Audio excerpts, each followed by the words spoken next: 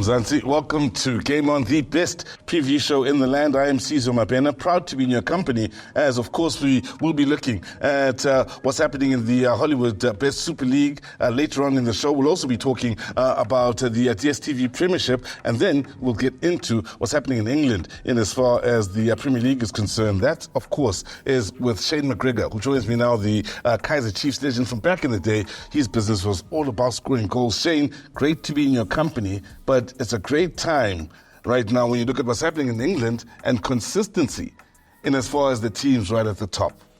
Yeah, it's been very good for them, scoring goals. Yeah. Even though the pressure's on, there's been a lot of goals, but I think things will change. The pressure's getting to certain teams, and that's the big thing, is how you deal with that pressure.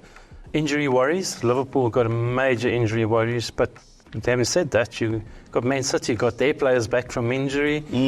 Arsenal looking good in the league. So, yeah, it's all to play for. And at the bottom, that fight's on, and teams are winning when they shouldn't be winning, but that's all part and parcel of the English league. Well, you mentioned City. Let's start off with them. They recently beat Brentford, but also we spoke about them going up against Chelsea in what was a rather interesting game over the weekend. Chelsea held out for as long as they could. City showing their class in being able to get a point out of that game. I think they showed character there. No, they did show character, and City deserves it. And Chelsea played well. You've got to take your ass off to Chelsea. They got a cup final this coming weekend, and going into that, they're going to go up their heads held high. City weren't that brilliant, but it was a midweek. They won against Brentford, and they were very lucky. I watched the game. The centre back slipped at the wrong time, and Haaland just went through and finished. But Brentford were value for money in that game, and nearly got something out of it, besides for that silly slip. But that's what it's about. You make your own luck in this game. Oh, Brentford, as a side we discussed going up against Liverpool, they lost 4-1 to Liverpool. They repeated it again, that scoreline. Liverpool beating Luton with a 4-1 scoreline once again. But when you look at the last three games, it's 4-1, 4-1 and 3-1. They're scoring goals, but they're also leaking just a bit. That's the problem at the moment. But it's to do with injuries, Both their fullbacks have been out injured. The goalkeeper's now got out injured as well. Centre-back is changing all the time, so it is difficult. They were 1-0 down on Wednesday evening and came back and won 4-1. Yeah, they're scoring, but like you say, conceding, and that's a big thing. But when you've got an injury list like they've got, 8-9 players out injured, if you look at their front line that played on the week midweek, was completely changed. So it's all part and parcel of you having to play through the injuries, brought on 2 youngsters, but still got the result, and that's the main thing. They go into this weekend, they're 4 points clear. Man City got the game in hand, but at least they've got the points. For Arsenal, that's 11 goals in the last 2 games. 6-0, 5-0. Before that, they beat Liverpool 3-1, and they're just on fire at the moment. On fire. They're going well, scoring goals left, right and centre.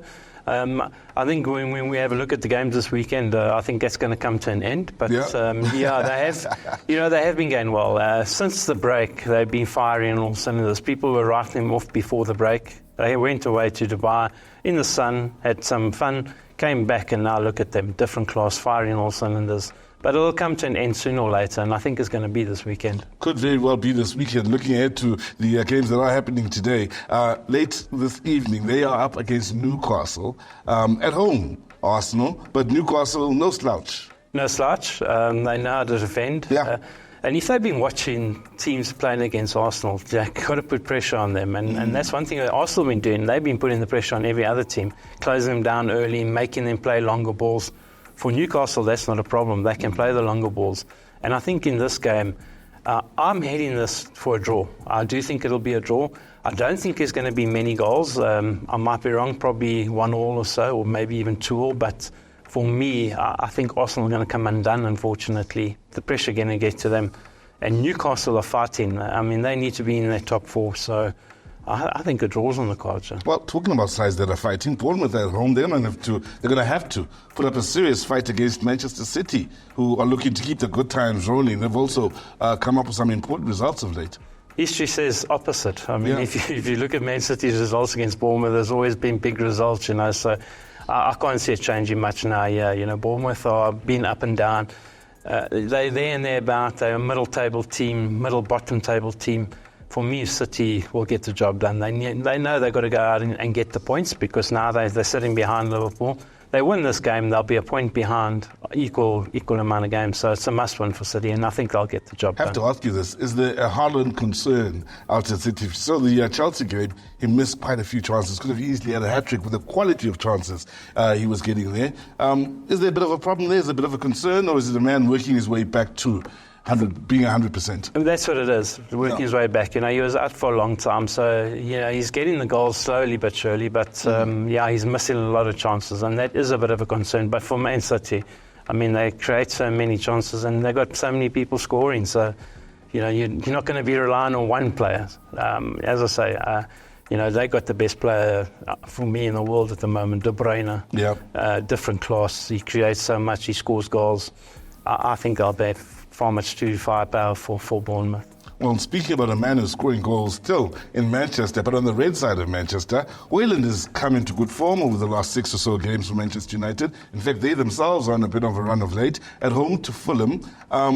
Will Manchester United fans be well within their rights to expect the run to continue? Yeah, most definitely expect the run to continue. Hoyland's in great form, and I've got to give the kudos to the manager. He stuck by him even when he wasn't scoring. Yep. Stuck by him because he could see what was happening. He's got his goals. He's starting to score regular. I think Man United are too good, Joe, and you won't hear me saying that too often. I think they'll be too good, Joe, so a victory for them.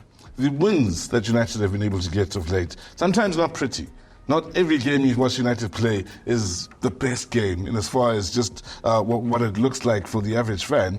But is it something they can build upon in the way of confidence going forward for the rest of the season and trying to compete for a possible European place? Well, the purists of the Man United guys are saying, well, that's not the way we play football, but it doesn't matter. As long as you're getting the results, would you rather be in the middle of the table or pushing and for the top? So it doesn't matter how you get the results, as long as you get the results.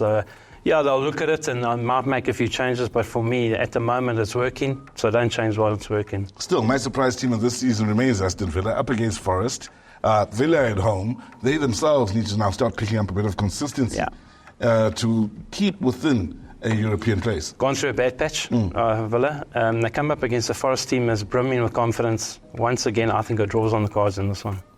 So it'll be interesting to see what the results will be. So we've heard the predictions from Shane Mcgregor. Stay with us as Cherise Kosana replaces Shane, and we look at what's happening in the local league and as far as the DStv Premiership, as well as what's happening in the upcoming games in the Nedbank Cup.